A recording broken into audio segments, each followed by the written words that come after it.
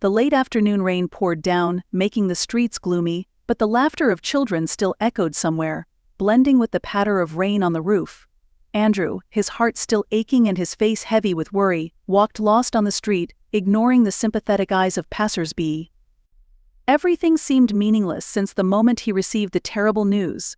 The picture Ethan had drawn just that morning was still on his desk, now like a last memento, imprinted with the image of his son's innocent smile. Andrew unconsciously clenched his hands as the doctor's words echoed in his mind. Your son is not in pain, it is immediate. The sterile white walls of the hospital corridor closed in on him, suffocating and surreal. Olivia's sobs filled the silence that followed, each choked breath cutting into him like shards of glass. He didn't know when he'd let go of the frame, but its shattered remains lay scattered across the floor, a cruel echo of his own heart. Time slowed to a crawl, each second stretching into an eternity as he sat motionless against the cold, hard wall. Nurses and doctors moved around him in a blur, shadows darting in and out of his peripheral vision, their voices blending into a single, unintelligible hum. He wanted to scream, to fight this terrible reality, but his body felt like lead. Olivia's shaking hand on his shoulder pulled him back, her touch a reminder of what was left, or rather, what was left. Her face, etched with the pain and guilt of a survivor, looked up at him with eyes pleading for strength. Andrew, she whispered, the words barely forming between her trembling lips, we need to go. He blinked, trying to process her words. Go? Leave? The idea seemed impossible. The room, with its antiseptic smell and distant footsteps, was his last connection to his son, the place Ethan had been just minutes before his world had shattered. I can't, he muttered, his voice cracking with grief. I can't leave him. A deeper, more primal sob ripped through Olivia as she slid beside him, clutching his arm with desperate ferocity. We have to, she insisted, her voice shaking. He wouldn't want this to happen to us. The hallway around them seemed to buzz with a life of its own, every sound amplified as if mocking their despair. A nurse's gaze held a moment of silent compassion before she looked away, continuing down the hall. Andrew's vision blurred, whether from tears or exhaustion, he couldn't tell. Daddy, a voice so faint it was almost imaginary, whispered in his ear. He shivered, his mind recalling Ethan's laugh, the small hand that had held his so trustingly, the bright eyes that had promised so much life. Why, he hoarsely said, his eyes looking up at the ceiling as if it held the answer. His fists clenched on the sterile floor, the cool surface calming him even as his mind raced. Suddenly, Olivia's phone vibrated in her pocket, the sharp vibration cutting through the thick fog of grief. She jerked, pulling the phone out with shaking hands. Her eyes widened, and for a moment there was a flash of confusion, disbelief before they narrowed with determination. It's, she stuttered, unable to finish her thought. The name on the screen, both familiar and terrifying, sent a chill down Andrew's spine. He reached out instinctively, but Olivia pulled back, her grip tightening as she answered the call. Mari, she whispered, the name barely escaping her lips. A hoarse, raspy voice spoke on the other end of the line, each word making Olivia's face paler. Andrew strained to hear the words but could only hear her shaky breathing as she absorbed whatever was being said. Where? Olivia asked finally, her voice stronger, urgent. Tell me exactly where. Andrew's pulse quickened as she hung up, her eyes locked on his. He's alive, she said, almost in a whisper. Andrew, they found Ethan. The words made no sense. He opened his mouth, but no sound came out. His heart, already constricted with grief, was pounding wildly, as if trying to escape his chest. What happened? He hoarsely pushed himself up on shaky legs. The hallway spun around him, and he held on to Olivia for balance. There's no time, she said, pulling him toward the exit. Shards of the picture frame crunched under their feet as they ran, the pain of the glass cutting into his skin unnoticed. Outside, the sky had darkened, and rain had begun to fall, cool drops mingling with the sweat on Andrew's forehead. Olivia's car was parked haphazardly near the entrance, and they hurried inside, she tapped her fingers on the keys. Where is he? Andrew asked, pressing the console so hard that his knuckles turned white. A block away, she answered, her voice determined even as tears continued to stream down her face. He's hurt, Andrew, but he's alive. As the car sped through the rain-slicked streets, The reality of what she'd said began to sink in. The pain that had been pushing him eased, replaced by a wave of hope that was almost painful. "Hang on," Ethan whispered as the rain obscured his vision. "Dad's got it." Down again like rain. The sand lions waved. The streets were already red mud and slushy. Ethan continued to walk in the dark night, his eyes blurred, searching for something familiar. In the cold, burning with the pain of fear and pain, the boy pinched, hugging himself like a surviving copy. "Daddy, tell me not to be afraid of the lightning, but where are you? Why can't I find my house?" Ethan roared, his cry buried under the howling of the strong wind. His tattered clothes, partly smeared with mud and blood, were now full of muddy rainwater. In Ethan's mind, the memory of the accident hiccuped, but was quickly attacked by a heavy headache. The cold penetrated his skin, making his body run faster, bothering him for how long it had been since he had been poisoned. Ethan tried to wrap himself under the window of a shop with the lanterns turned off, his eyes colored and his throat stained with dirt. "It's dark again," he said through his teeth. "The monsters will come." Dad used to look under the bed to scare them away. The cold spread over his body, like a blood-stained pockmark on his face, dotting the fearful space. "This can't be real," he said quietly, without Ethan's own, pinning the images of Aunt Marie's face and her people. She had looked at him differently today, and Ethan didn't understand why. A thunderclap tore through the sky, illuminating the deserted street and the shiny, trembling child. Ethan put his hands to his drained ears, blood and rainwater mingling as he stepped down, creating a metallic, human taste. The street must have seemed an endless maze to his faltering steps. Ethan could no longer distinguish between day and night. Every second outbreak was a feverish fog. The cut on his eyebrow throbbed in time with his pounding heart, and dancers danced in his vision. The boy's dry, cracked lips formed broken words as he tried to remember something, anything, about his home. Ethan staggered forward, his small frame barely able to stand as he clung to the hope that somehow, somewhere, his father would show up and make things right again. The fever raging inside him made the world sway in dizzying patterns, each step a tremendous effort, sapping his last reserves of energy. He remembered the large tree in the backyard, the way its branches cast cheerful shadows across the hallway when the lights came on. But there were no hallways now, no familiar walls to catch him if he fell. Just cold, indifferent streets where people's eyes passed him by as if he were nothing but a trick of the light. The city hummed around him, an emotionless machine that continued on without pause. The faces that blurred past, men in suits, women walking briskly, children with parents, none of them slowed. Each seemed to take on his father's face for a fleeting moment before shifting to Olivia's cruel eyes, her lips curling in derision.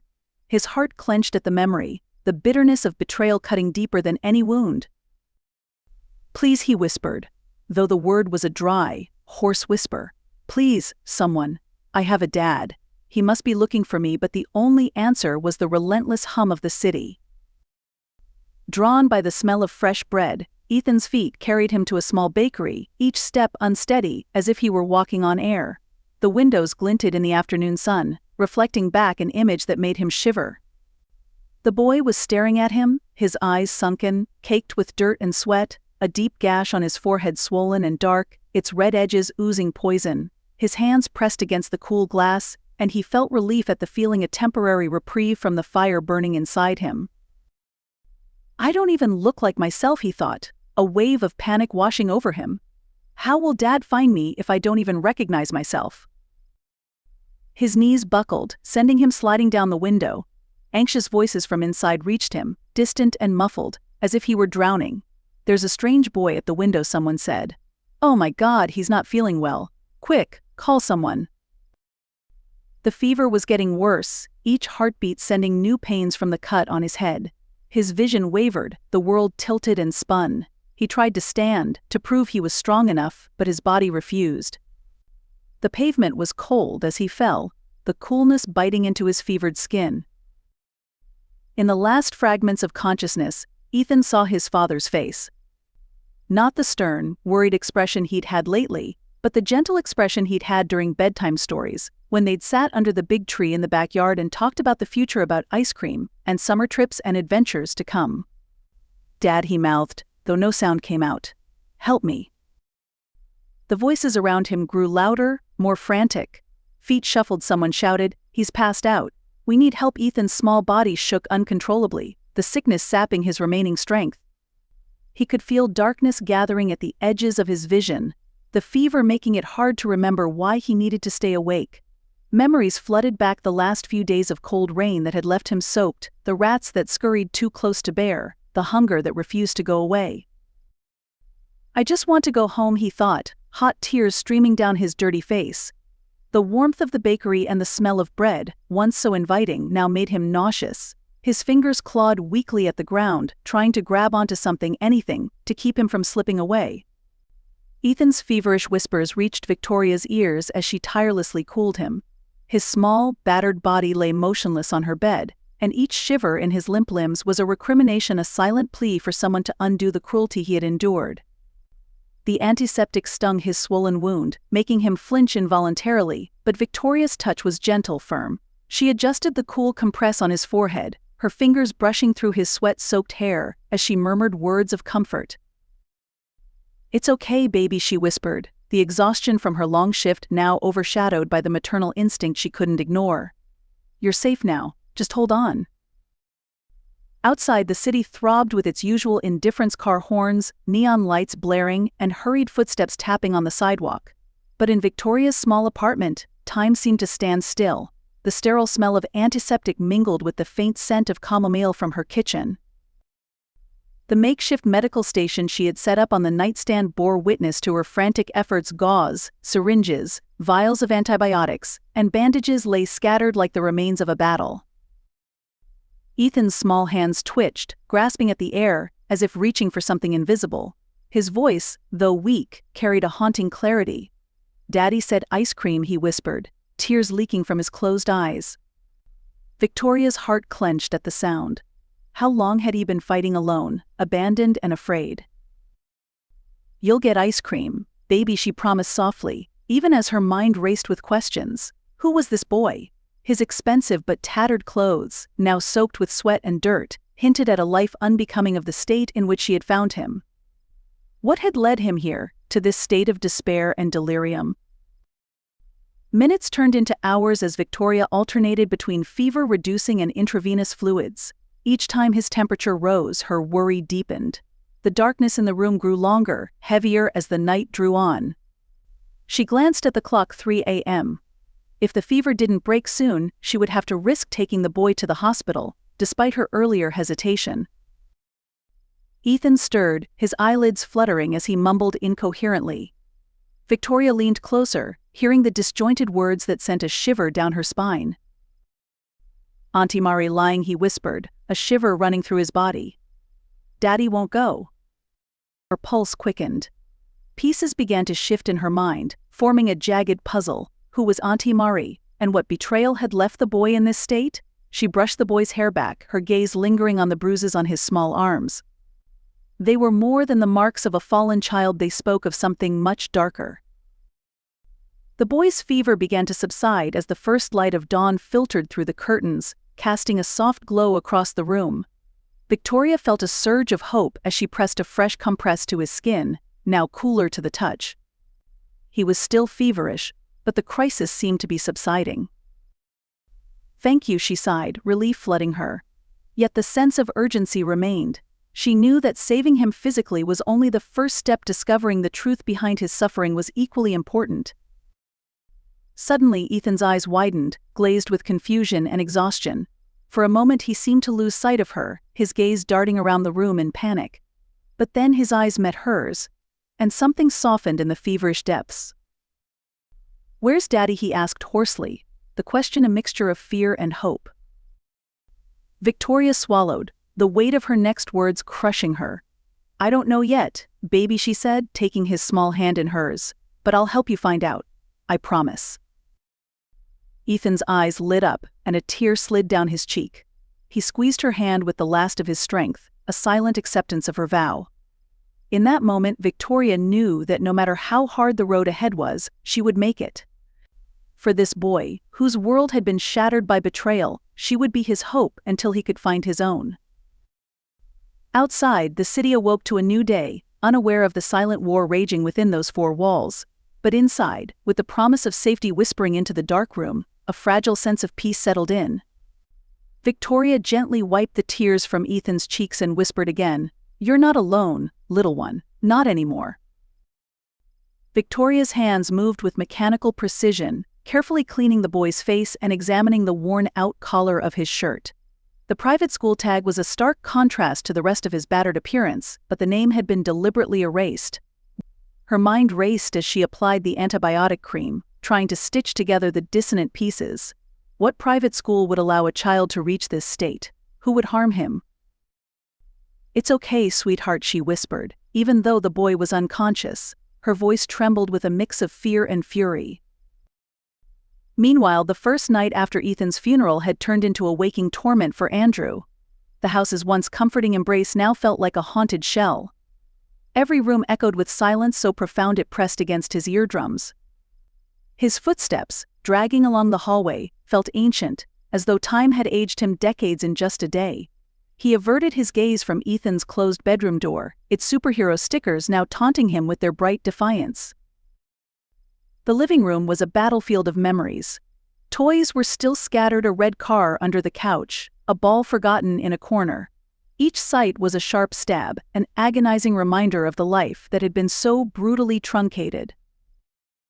Just yesterday he choked out, picking up the red car. His hand tightened around the small toy until his knuckles turned white. How can an entire world disappear in less than 24 hours? The faint smell of dinner reached him, roast chicken, his favorite. Olivia had cooked, her way of navigating grief, of imposing normalcy. But the thought of eating twisted his stomach into knots. Still wearing the black suit from the funeral, Andrew collapsed onto the couch, the last drawing Ethan had sent from the park clutched tightly in his hand. The paper was crumpled, marred by tear stains that blurred the happy greens and blues. "I couldn't even say goodbye," he whispered, a sob constricting his throat. Why did it have to happen so fast? Exhaustion overtook him like a heavy wave, and he slipped into an uneasy sleep. The nightmare came almost immediately, the screech of tires, a metallic crash, muffled screams. He was running, his legs heavy as lead, desperate to reach Ethan. But every time he got close, a shadow enveloped his son's face, making it impossible to see him. "Ethan," he woke with a start, the room spinning around him. "Please, son," the silence mocked him. Footsteps hurried from the kitchen. Olivia appeared in the doorway, her eyes wide with worry and something else, something unreadable. A glass of water and a handful of pills were balanced in her hands.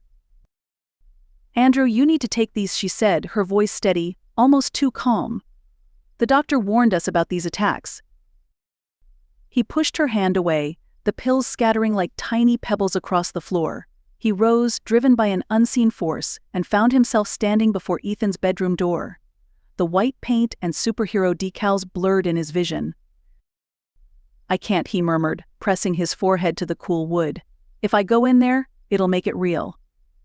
Olivia's hands rested on his shoulders. The touch was light but insistent, as though to anchor him or hold him back. "Maybe it's better if we leave the room closed for now," she said softly. "Tomorrow, we can start organizing. We'll donate the toys." "Donate?" Andrew turned, his voice breaking. The suggestion landed like a blow. "No, no one touches anything in there. It's all I have left of him." Ignoring her startled intake of breath, he turned the knob and pushed the door open. The room was exactly as Ethan had left it, Spider-Man pajamas rumpled on the bed, small sneakers lined up by the desk, colored pencils spilled across an unfinished drawing. The scent of children's shampoo and a faint hint of his cologne hung in the air. Andrew's legs wobbled under the weight of reality.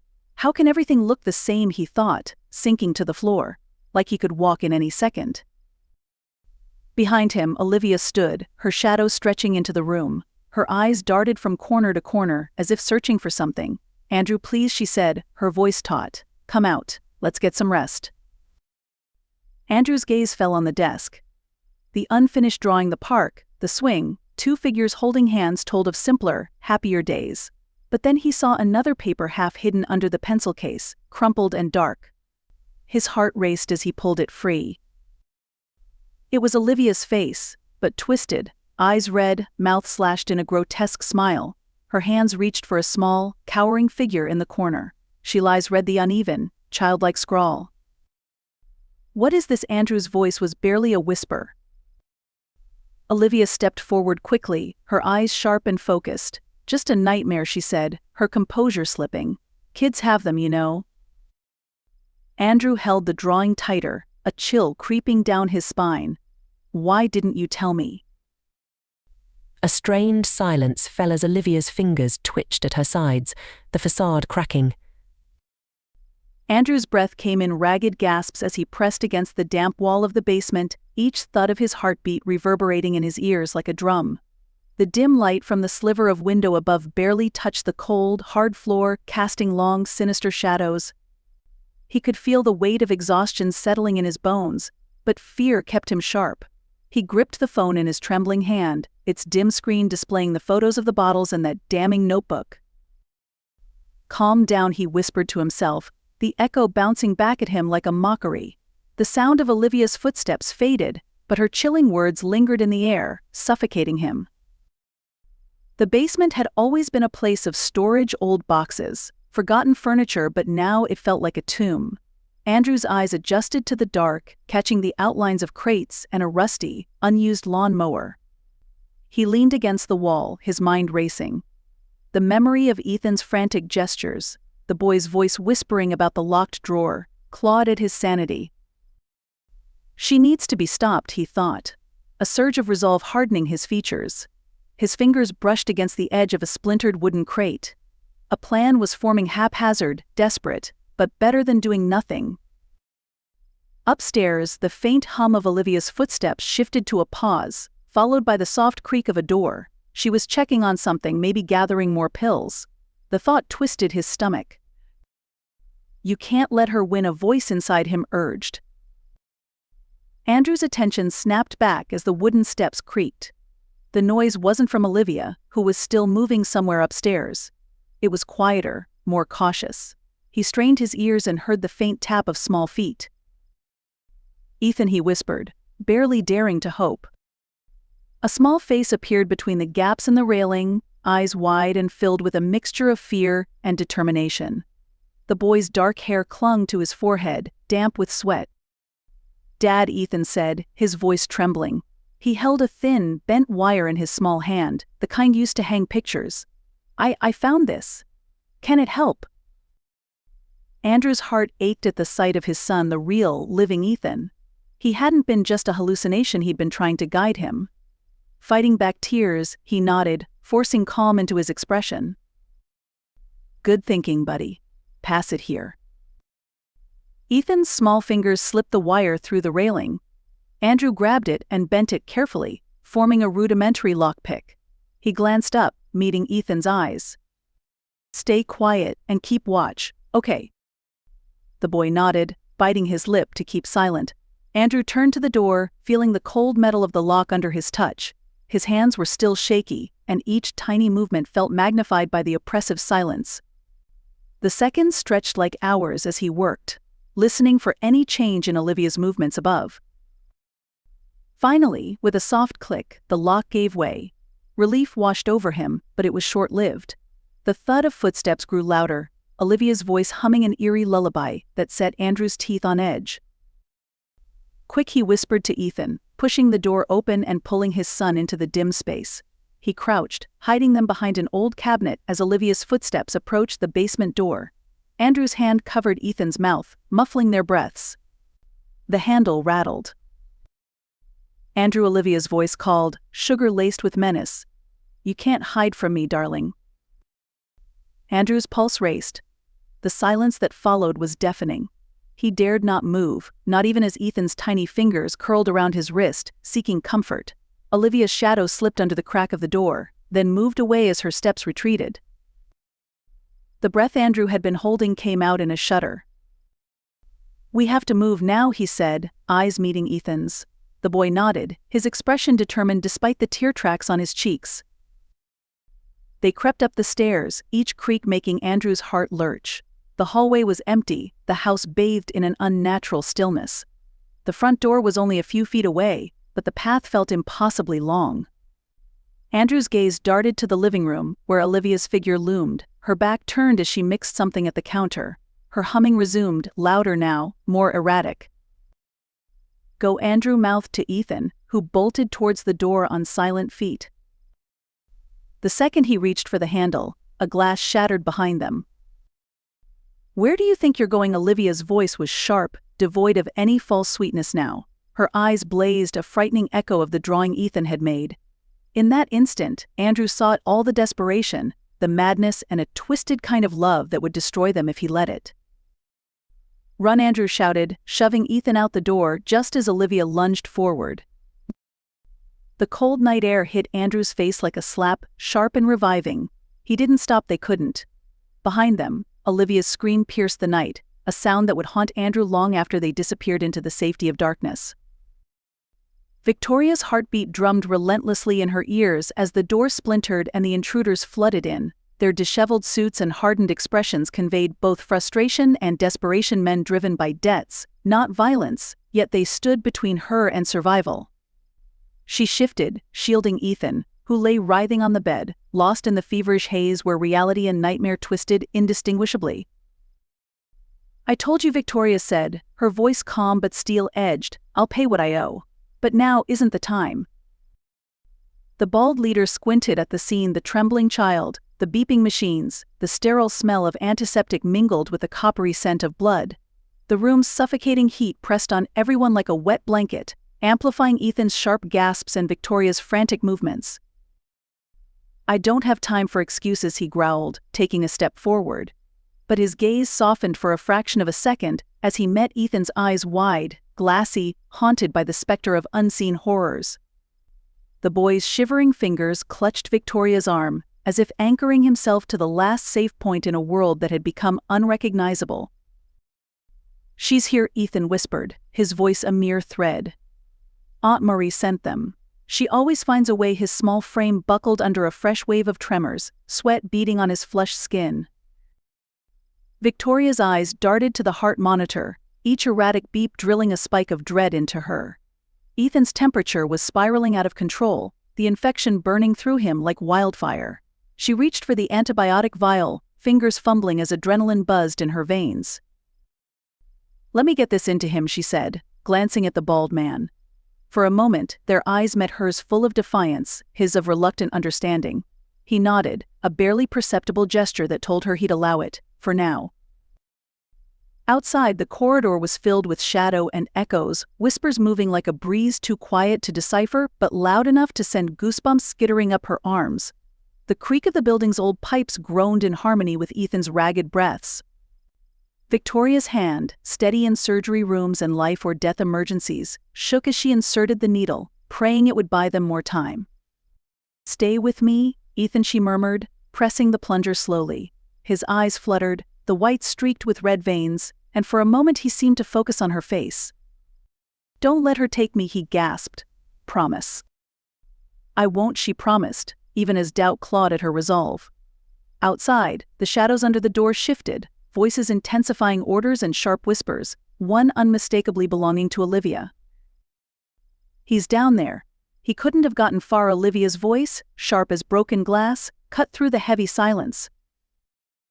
Meanwhile, in the basement, Andrew struggled against the oppressive dark, each movement straining muscles already numbed by sedatives. The vent inched open with each desperate kick, the rusted metal giving way with groans that echoed like the protests of the house itself. He paused, hearing Olivia's voice filtering down through the vents, cold, calculating, triumphant. I need to end this now, she said. I won't let him ruin everything. Andrew's breath came in shallow gasps as he forced the vent open further, scraping his arms against jagged edges. The dull thud of footsteps on wooden stairs sent a shiver through him, and he knew she was coming. With a last fierce push, he tumbled through the narrow space into the night air, the damp earth of the yard cushioning his fall. Gulping in cool air, he scrambled to his feet, the stolen documents crumpling in his fist. He could hear Olivia's voice rising behind him, seeping out like venom through the cracks of the basement windows. Find him, she shouted, rage sharpening each syllable. Victoria heard the commotion, even from upstairs, the noise sending a jolt of hope through her exhaustion. Andrew, she whispered, a prayer of relief. If he had made it out, maybe, just maybe, they still had a chance. The bald man's phone buzzed, breaking the tense silence of the room. He glanced at it, his brow furrowing as he read the message. His eyes flickered to Victoria, then to Ethan, who lay curled under a thin sheet, breathing shallow and uneven. Something shifted in his expression, pity, perhaps, or the realization that this job had crossed a line. "We'll be back," he muttered to his associates, who exchanged puzzled glances. But one of them started, only to fall silent at the leader's warning glare. "Let's go." The room fell into a tense stillness as the debt collectors retreated, the echoes of their footsteps fading down the hall. Victoria's knees buckled with relief, but she didn't let herself fall. Ethan's life hung by a thread, and somewhere in the dark, Andrew had put his on the line to save them both. "Hold on, Ethan," she whispered, brushing damp hair from his feverish forehead. "Just hold on a little longer." She murmured, more to herself than him. The rain outside pounded against the broken windows, masking the sound of distant footsteps. Suddenly, a noise echoed down the corridor, the unmistakable crunch of gravel under heavy boots. Victoria's heart skipped. The collectors? She hadn't considered they might follow her, driven by their duty or curiosity. Panic surged as the footsteps drew closer, their pace deliberate, relentless. "Please, not now," she begged silently, tucking Ethan's blanket tighter around him. The boy stirred, his lips moving in feverish mutters. "Daddy, the house, the swing." A shadow loomed outside the room, pausing as if its owner were listening. Victoria's mind raced. She couldn't be caught, not with Ethan like this. If they found her now, they would take him, report her. Her reasons wouldn't matter, they would call it neglect, or worse. Her breath hitched as she shifted Ethan's weight and crept toward the back of the room where an old storage cabinet stood. She wedged herself behind it, every nerve taut, every sound magnified by fear. The door creaked as it opened, the dim light revealing the silhouette of a man. His figure was broad, a glint of metal in his hand.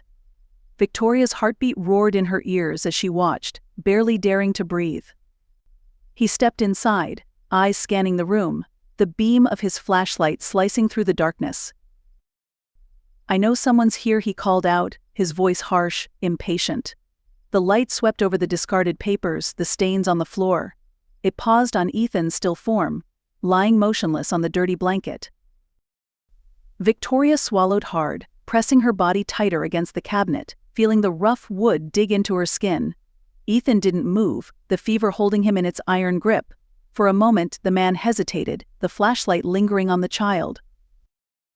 "Just leave," she prayed silently, feeling sweat trickle down her spine despite the chill. The rain continued its relentless drumming outside, each droplet a hammering reminder of time slipping away. A sudden thump made the man turn sharply. The noise had come from farther down the hallway. He cursed under his breath, the beam of his flashlight jerking away as he moved toward the source. Victoria didn't wait. As soon as he was out of sight, she pulled Ethan into her arms, muscles screaming with the effort. She moved toward the opposite door, the weight of the boy a reminder of how fragile hope could be. Outside, the rain drenched them immediately, cold water seeping into her clothes, chilling her to the bone. She struggled to see through the sheets of rain, each step a battle against the slippery ground and the panic clawing at her chest. Ethan's murmurs grew louder, his small hands gripping weakly at her coat. "Daddy, don't go." "I'm here," she whispered, more fiercely than before. "I won't let you go." A sudden light swept the alleyway, catching her mid-step. Headlights. A car screeched to a stop, and the door opened. Victoria's instinct screamed at her to run, but she couldn't. Ethan was slipping away, and she had nothing left but desperation. "Victoria." The voice was familiar, sharp with shock and concern. She squinted through the rain and recognized the face leaning out of the car. It was Dr. Patel, the physician she worked with at the hospital. "Get in," now he shouted, waving her over.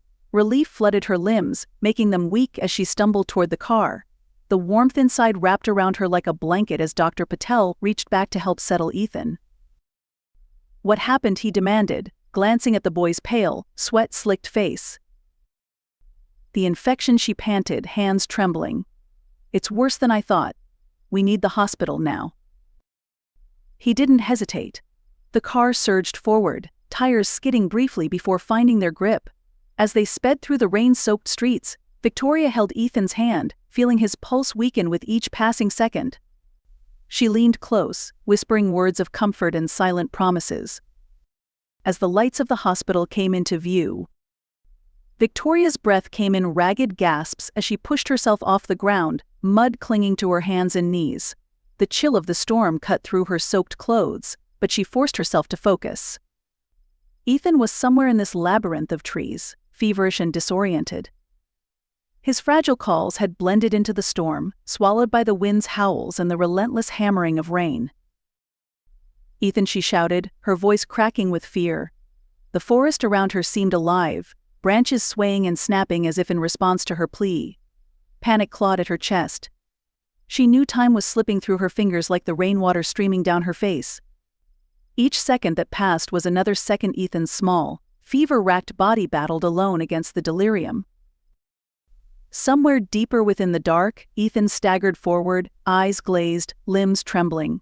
His father's voice still beckoned him, luring him further from safety. "I'm here, son," the voice promised, threading through the spaces between the raindrops. "Come with me." The world around Ethan shifted with every heartbeat, trees looming and twisting like figures from a nightmare. He stumbled, feet catching on slick roots and stones, but the pull of that familiar voice anchored him in his fevered mind. "Dad," he mumbled, tears mixing with rain as he pushed forward. "You said we'd get ice cream. I want to go home." His voice was weak, barely audible above the roar of the storm, but it held a child's unwavering faith. He reached out, small fingers grasping at nothing but darkness. Victoria's pulse thrummed as she scanned the shifting shadows, her eyes catching glimpses of movement that turned out to be branches whipping in the wind. Each false hope deepened the pit in her stomach. "Think," she whispered to herself, blinking back tears. Where would he go? A sudden memory surfaced: Ethan playing hide and seek, always darting into the thicket where the trees grew close together, thinking it was the perfect hiding spot. Victoria's heart skipped. "The grove," she whispered. He'd go to the grove. With renewed purpose, she pushed forward, slipping and stumbling but refusing to stop. The mud sucked at her shoes, pulling her down as if the forest itself conspired to keep her away. But maternal instinct and raw determination drove her on.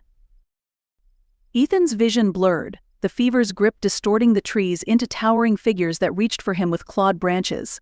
His legs gave a shuddering protest, and he collapsed to his knees, hands sinking into the wet earth. The voice that had been so clear moments ago now wavered, breaking apart like mist. "Dad," he croaked, shivering as a chill raced down his spine. He could no longer tell if the cold seeped from the rain or the fever burning inside him. The shadows wavered, dark and shifting, until they coalesced into a familiar shape: a man's silhouette with a kind smile that only existed in the recesses of his memory. "Come," Ethan, the silhouette urged, the voice warm and coaxing. But even through the fever, doubt crept into Ethan's mind. Something was wrong. His father had never sounded so far away. Suddenly, a new sound cut through the storm: a voice, high and frantic. "Ethan." Victoria's heart leapt as she saw the small, crumpled figure in the mud, barely visible under the lashing rain. "Oh God," she gasped, rushing forward and dropping to her knees beside him. She reached out, her fingers trembling as she brushed the wet hair from his burning forehead. "Ethan, baby, it's me," she said, her voice breaking. His eyes, glassy and unfocused, struggled to find her face. For a moment, confusion reigned, and then recognition dawned, fragile and fleeting. "Mom," his voice was small, barely more than a whisper. "Yes, sweetheart, I'm here," she assured him, pulling him into her arms despite the mud that soaked them both. "I'm taking you home." Victoria sat in the middle of the ambulance, a heavy feeling of fear and hope jostling in her heart. She looked down at her hand, where Ethan's little flip-flops were still clutched like a fragile talisman, a memory of the unconscious boy lying before her. Andrew sat beside her, his eyes fixed on Ethan's pale face, a father with all the love and fear his heart could bear. As the ambulance sped through the drizzly night, Victoria heard the voices of the paramedics, each word sharp and urgent. Heart rate is high, we need to stabilize him immediately. An IV was quickly inserted into Ethan's arm, and as emergency injections were administered, Victoria felt her heart clench. She took Ethan's hand, the small warmth from his hands making her more clear. "It's Mommy, Ethan." "You can't leave me," she whispered, her voice a prayer. Andrew didn't take his eyes off Victoria.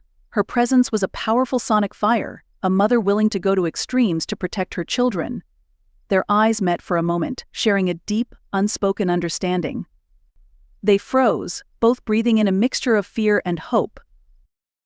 The hospital's ambulance doors opened, the white light of the speakers tearing the screen into the night. Victoria and Andrew quickly got out, following Ethan as the supply medics entered. They looked at each other again, no promises needed, just absolute trust.